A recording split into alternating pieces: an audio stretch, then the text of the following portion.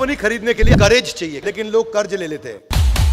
आपको कहीं ज्यादा पैसा तो नहीं देना पड़ रहा कि आप 100 करोड़ की कंपनी खरीदने के लिए 300 करोड़ रुपए खर्च कर रहे हैं। आपको यह भी देखना चाहिए कि मैं लड़ाई तब करूं जब मुझे उसकी अपॉर्चुनिटी वैल्यू बहुत बड़ी मिले। महिंद्रा आया, 100 रुपए की चीज को 10 रुपए में खरीदा और उसको इमीडिएटली 400 रुपए का बना दिया, यानी कि 10 रुपए से 400 रुपए का सफर हुआ। लो परफॉर्मिंग कल्चर क्यों होता है? वीक लीडर के कारण। लो वैल्यू कल्चर क्यों होता है? वीक लीडर के कारण। एक इमोरल लीडर को मारना जरूरी है। अगर फैमिली में लीडर्स को मैंने मार दिया यहां पे, तो दुर्योधन की पत्नी बच्चे बर्बाद, दुशासन की पत्नी बच्चे बर्बाद। तो भगवान एक और कारण दे रहा हूं कि मैं युद्ध नहीं करूंगा।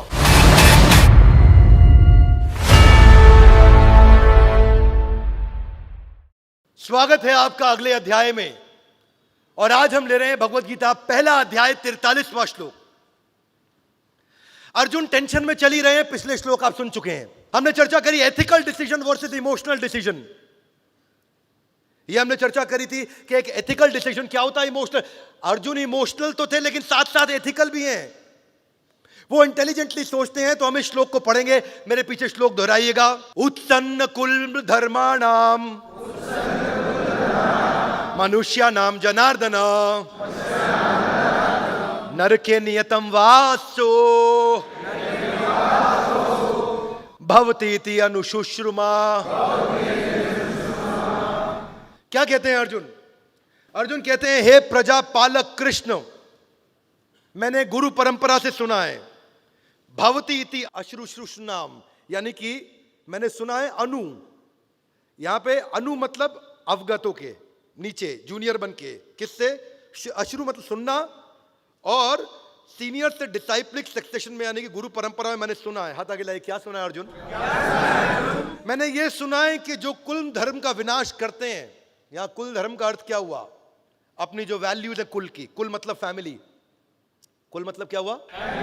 जो मेरे फैमिली की वैल्यूज हैं, जो फैमिली का जो अपना धर्म है, परिवार का एक धर्म होता है, एक फैमिली का एक वैल्यूज होती हैं, और जिनकी वो वैल्यूज समाप्त हो जाती हैं, वो सदैव नरक में वास करते हैं। तो मैं जरा पीछे से रिलेट कर देता हूं। अर्जुन ये कह रहे हैं कि भगवान, अगर मैंने ये सब कौरवों को मार दिया तो इनका फैमिली वैल्यूज नष्ट हो जाएगा, क्योंकि पीछे केवल पत्नी और बच्चे रह जाएंगे।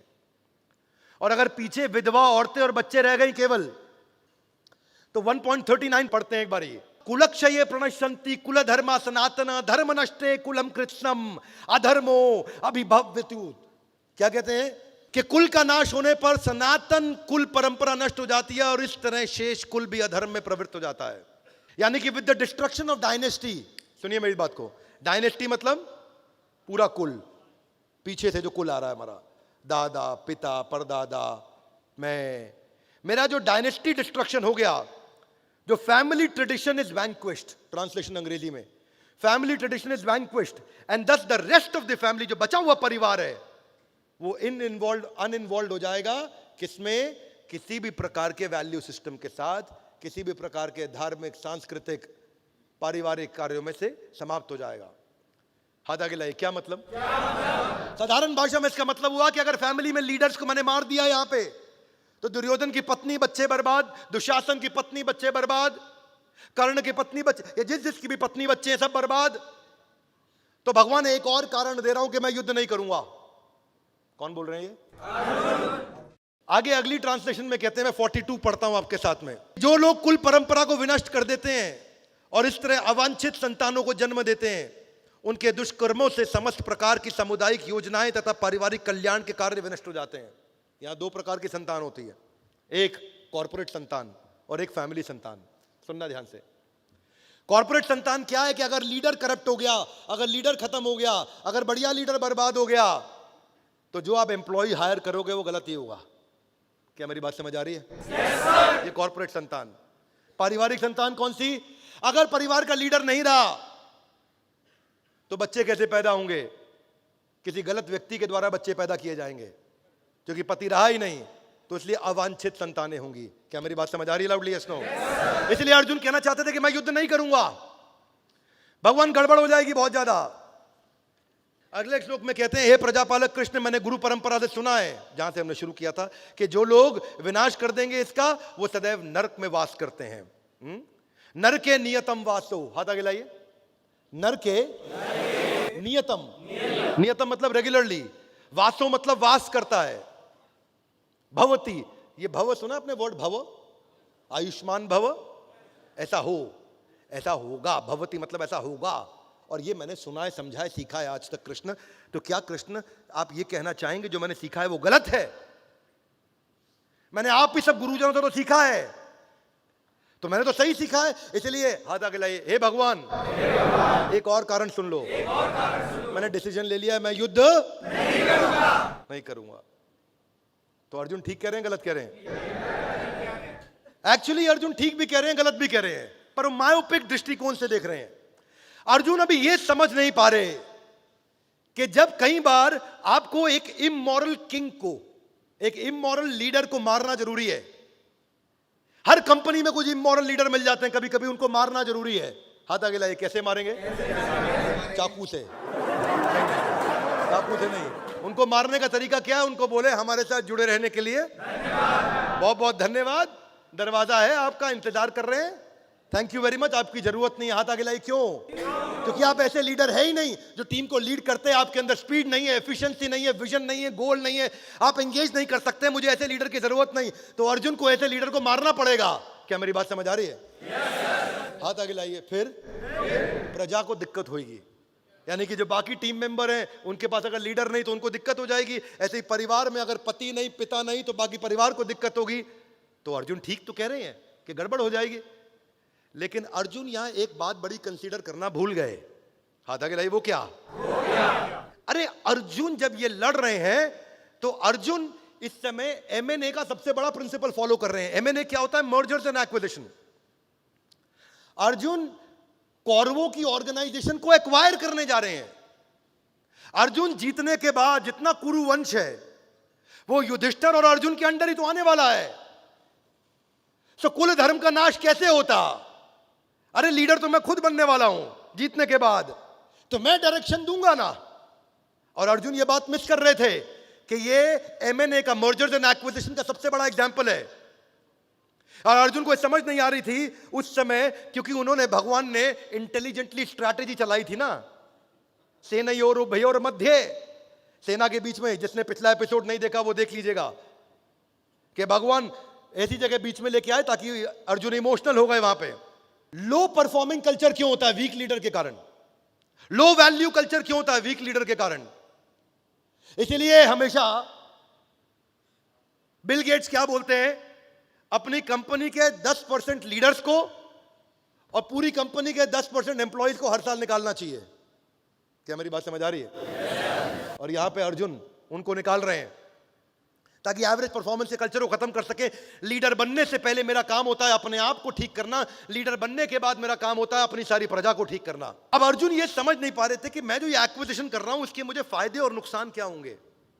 आपको क्या लगता है क्या फायदा होगा? पहला फायदा ये होगा, इकोनॉमीज ऑफ स्केल बिल्ड होगा।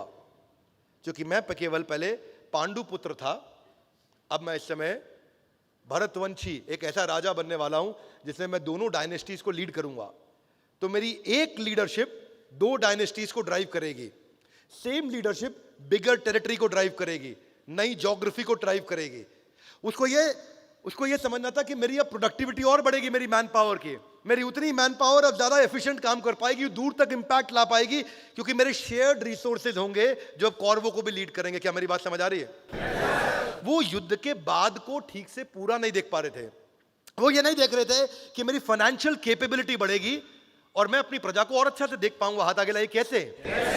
क्योंकि नए एसेट जो कौरवों के थे वो अब पांडवों के हो जाएंगे। क्या मेरी बात समझ आ रही है? वो ये नहीं समझ पा रहे थे कि मेरी टेक्निकल कॉम्पिटेंस बढ़ेगी, मेरे पास आर्म्स और एम्युनिशन एक्स्ट्रा आ जाएंगे।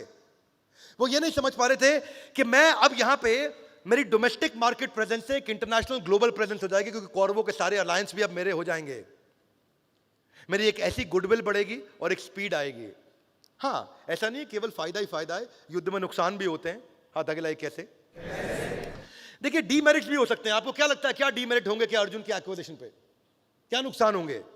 अर्जुन अगर उनको एक्वायर करने जा रहे हैं, जो कंपनी को एक्वायर कर रहे हैं उसके जो एम्प्लॉय बचे हुए हैं उनके माइंड में इनसिक्योरिटी होती है। ये नई कंपनी आएगी, क्या होगा? जब महिंद्रा ने सत्यम को एक्वायर किया, सत्यम में रामालिंगम राजू का फ्रॉड था, तो लेकिन उनके एम्प्लॉय के मन में था कि महिंद्रा हमारे साथ क्या करेगी।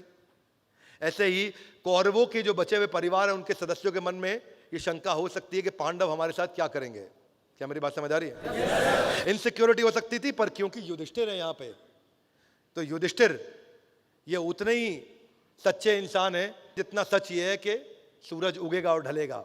एक एक्विजिशन का और नुकसान हो सकता है कि आपको कहीं ज्यादा पैसा तो नहीं देना पड़ रहा कि आप 100 करोड़ की कंपनी खरीदने के लिए 300 करोड़ रुपए खर्च कर रहे हैं।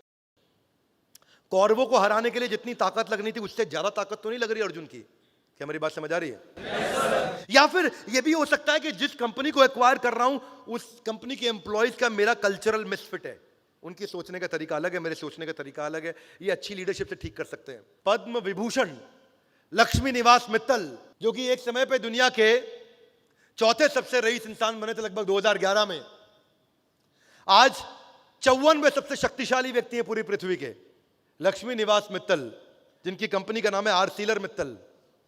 आखिरी कील जब उन्होंने ठोकी थी ना, उन्होंने आर्सिलर कंपनी खरीद ली थी। उनकी शुरुआत 1960s 70s में इंडोनेशिया की एक वीक स्टील कंपनी जो कि फेल हो चुकी थी उसको खरीदने से हुई। लक्ष्मी निवास मित्तल ने अपना बनाया हुआ धंधा नहीं किया क्रिएट, हमेशा 100 रुपए की कंपनी को 20 रुपए में खरीदा, गोरिल्ला वॉरफेयर, और उसको बाद में 200 रुपए का बनाया। क्या मेरी बात समझ आ रही है? 100 करोड़ की कंपनी को 20 करोड़ में खरीदा और बाद में 200 करोड़ बनाया। आर्सिलर मित्तल को फोर्ब्स की लिस्ट में आज 57वां सबसे शक्तिशाली आदमी माना जाता है दुनिया का।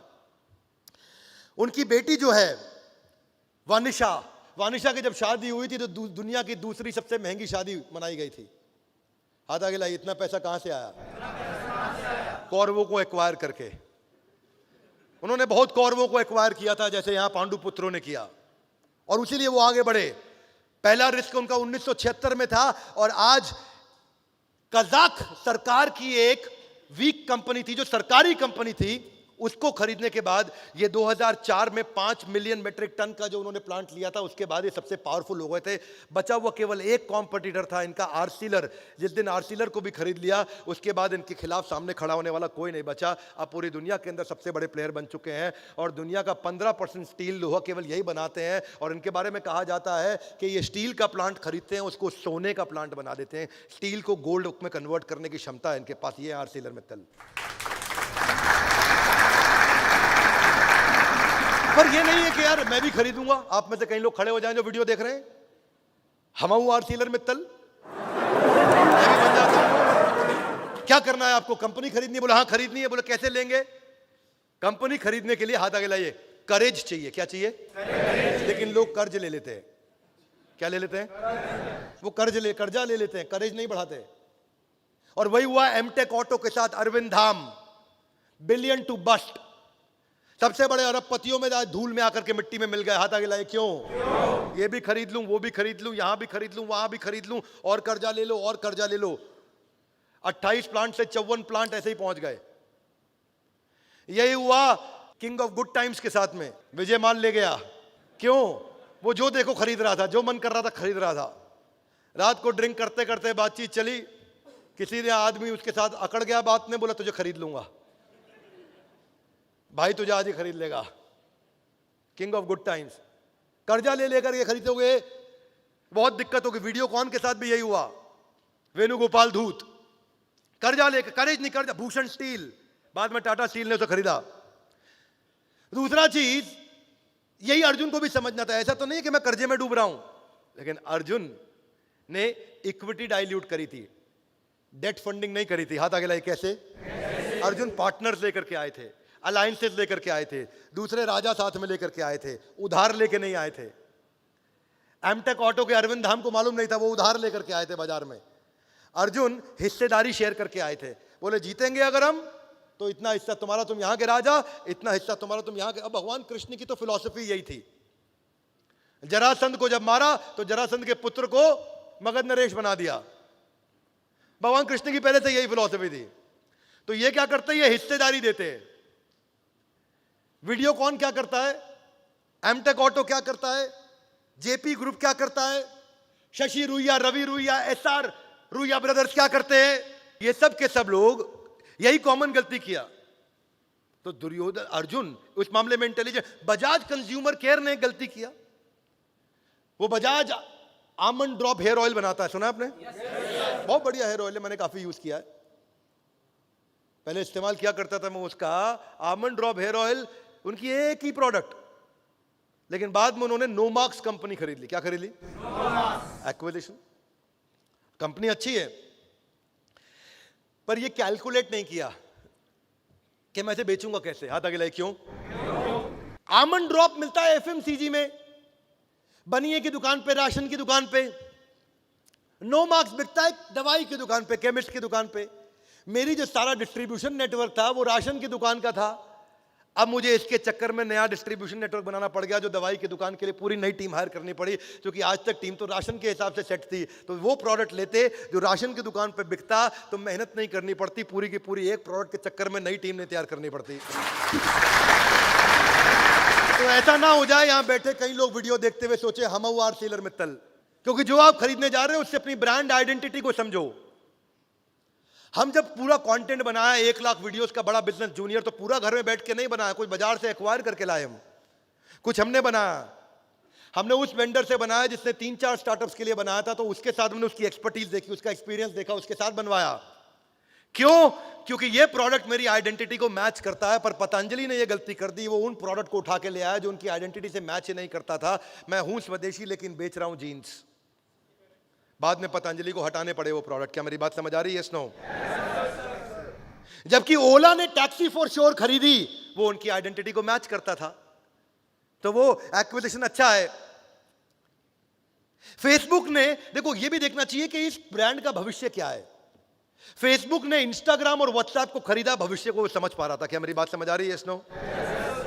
आपको यह भी देखना चाहिए कि मैं लड़ाई तब करूं जब मुझे उसकी अपॉर्चुनिटी वैल्यू बहुत बड़ी मिले। सत्यम के अंदर, सत्यम का शेयर मार्केट में शेयर रोज रोज औंधे मुंह गिर रहा था, उसकी कीमत खत्म हो गई थी, 1/10 कीमत नहीं रह गई थी, पर कंपनी में दम था, लीडर चोर था। महिंद्रा ने क्या बोला? मैं खरीदता हूं उसको, लीडरशिप मैं दूंगा। ये रियल एग्जांपल ऑफ महाभारत। यहां आकर के अर्जुन ने सस्ते में कौरवों को 18 दिन में निपटा दिया पूरा प्रोजेक्ट। यहां तो एक कंपनी खरीदने में 1-1 साल लग जाता है। क्या मेरी बात समझ आ रही है? और उन्होंने आकर के देखा कि भाई सत्यम बढ़िया कंपनी है, लेकिन लीडर रामलिंगम राजू गलत आदमी था। महिंद्रा आया, 100 रुपए की चीज को 10 रुपए में खरीदा और उसको इमीडिएटली 400 रुपए का बना दिया, यानी कि 10 रुपए से 400 रुपए का सफर हुआ। क्या मेरी बात समझ आ रही? Loudly snow. रैनबैक्सी में भाइयों का झगड़ा चल रहा था, सन फार्मा आया, उसने रैनबैक्सी खरीद ली। कल्पना सरोज मामूली हवलदार की बेटी थी, कमानी ट्यूब जो कि सिक कंपनी कर्जे में डूबी, उसको खरीद ली, उसने उसको टर्न अराउंड किया। आज कल्पना सरोज को पूरा देश जानता है, उसको पूरा देश मानता है। उसकी कहानी सुनकर के लोगों की आंखों में आंसू आ जाते हैं। आज वो बड़ा बिजनेस की प्रोफेसर भी है। 2 तरीके हैं बाजार में घुसने के, या तो अपना नया प्रोडक्ट बना करके लेके आओ, या सामने का रेडीमेड प्रोडक्ट खरीद लो। नया बना के लाके तो जीरो से काम चालू करोगे, सामने का रेडीमेड खरीदोगे तो अगर वो 100 करोड़ का धंधा कर रहा है तो आप 101 करोड़ से चालू करोगे। और इन सब का गॉड फादर, बिग डैडी, इन सब के बड़े पापा कौन है ना पृथ्वी पे? वो तो बात ठीक है, वो सबसे बड़े पापा हैं, हो सकता मान सकते हैं, मैं आपको प्रणाम करता हूं उसके लिए, आपकी भावना के लिए, आपकी फीलिंग्स के लिए।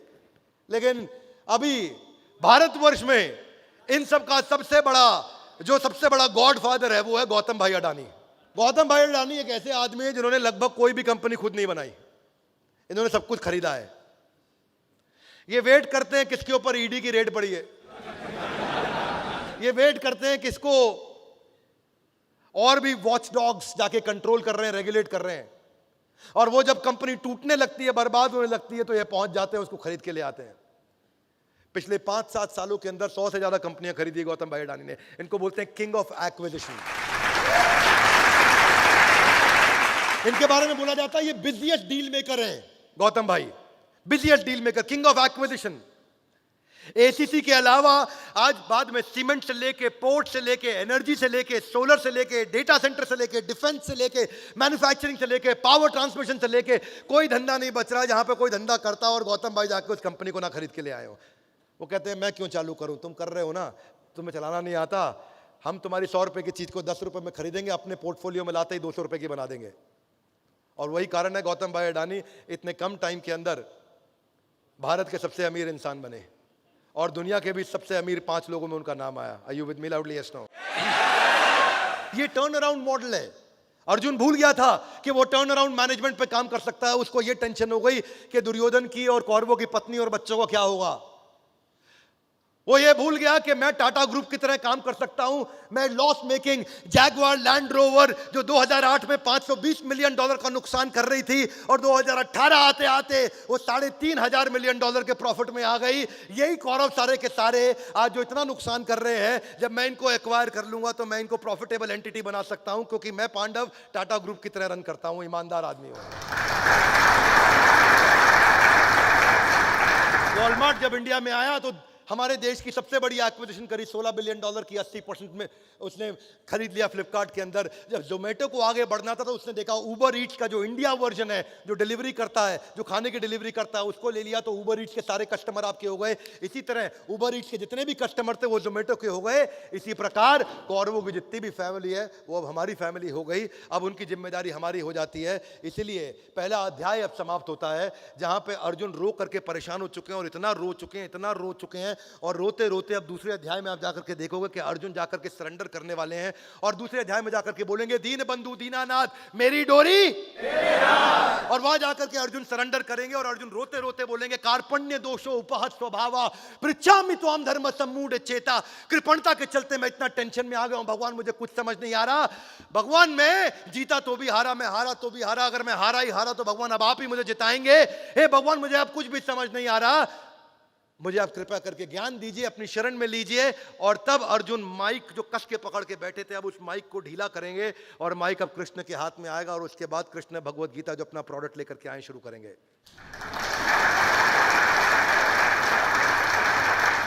इसी के साथ हमारा पहला अध्याय समाप्त होता है। Gita in action, a powerful series का हर वीडियो आपको देखना चाहिए।